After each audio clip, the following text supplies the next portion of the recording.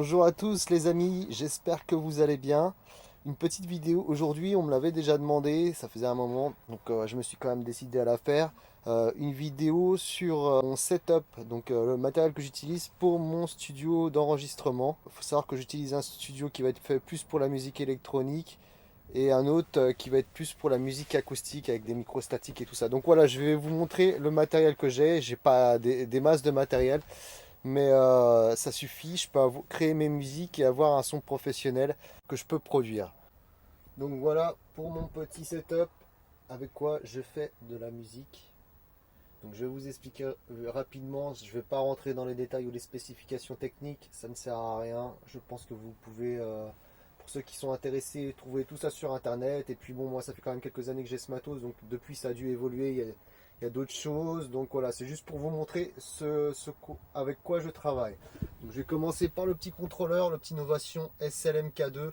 Donc c'est un contrôleur très très pratique avec des contrôles manuels qui vont agir directement sur la console du logiciel. En fait, ce que je vais bouger là, ça va agir sur le logiciel.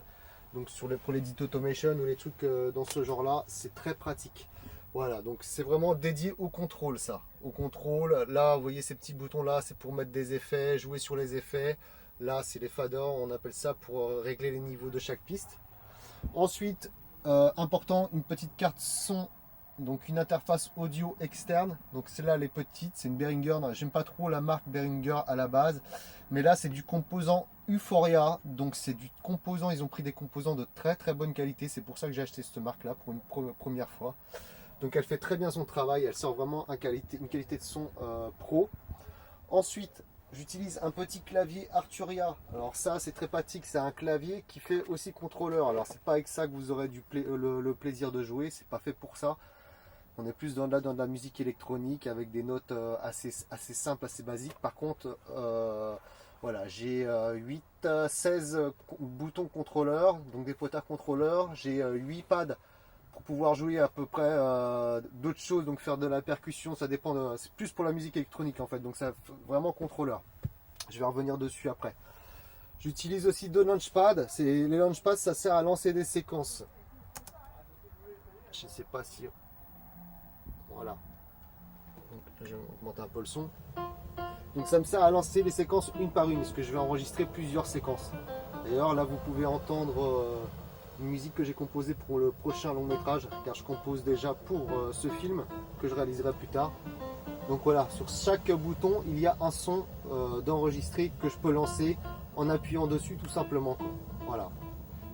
Pour la partie électronique, je pense avoir fait le tour, le contrôleur, les petits launchpads pour lancer les petites séquences. Donc là j'ai posé un peu mon iPad car je me sers aussi de ma tablette pour mes logiciels de son. Vous voyez par exemple ça me sert de synthétiseur. J'ai plusieurs synthétiseurs virtuels qui est relié à mon petit clavier Arturia. Donc je contrôle mon iPad grâce au clavier et ça me permet d'avoir en plus des très bons synthétiseurs qui, si j'avais ça dans le camion, déjà ça coûterait une fortune.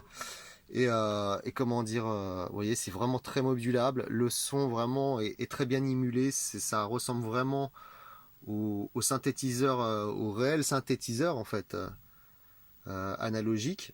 Donc voilà, et j'en ai plusieurs. Ça me permet vraiment un gain de place énorme par rapport, vous voyez, par exemple, celui-là, le e-mini. Voilà, ça c'est un autre synthétiseur virtuel. Et j'en ai d'autres, par exemple, e-Prophet. Voilà, ça c'est encore un autre synthétiseur. Et tous les sons, donc, en fait, tous les sons que je sors de ce logiciel grâce à mon petit clavier part directement enregistré dans dans mon ordinateur. Donc voilà, j'en ai encore d'autres, hein, j'en ai plusieurs. Ça me permet d'avoir plusieurs studios, enfin plusieurs, le Korg par exemple, le IMS20.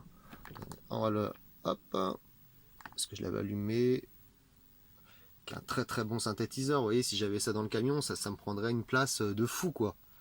Et là, c'est adapté pour ce petit clavier. Hop, voilà. Et tous les boutons, je peux bouger tous les boutons. Ça, c'est vraiment, c'est quand même, et tous ces boutons-là sont linkés aussi avec mon synthétiseur quand je joue. Bon, là, il n'est pas branché, ça, c'est juste pour vous montrer. Donc là, maintenant, je vais vous montrer la partie acoustique du studio.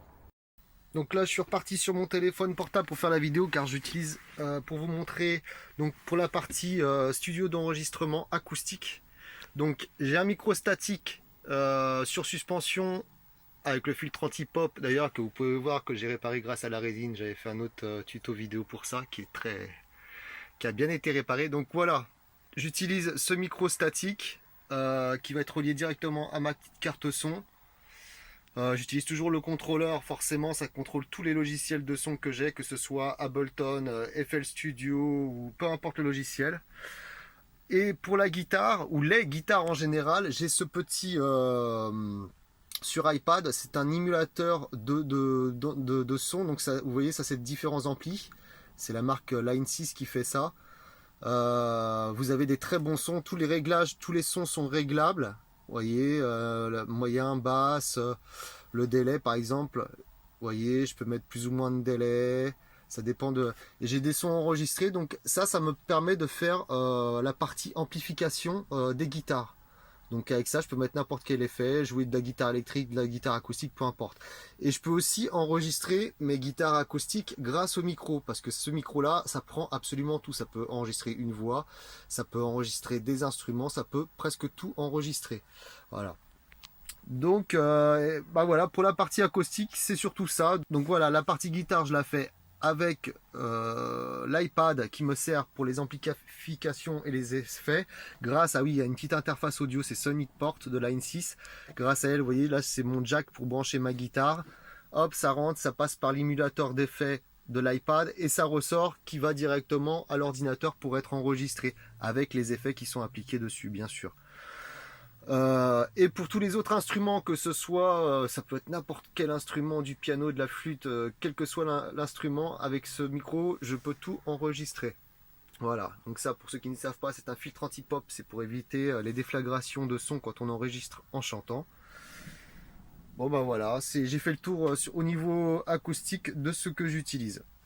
Voilà, j'espère que cette petite vidéo vous a plu et je vous dis à bientôt pour une autre vidéo.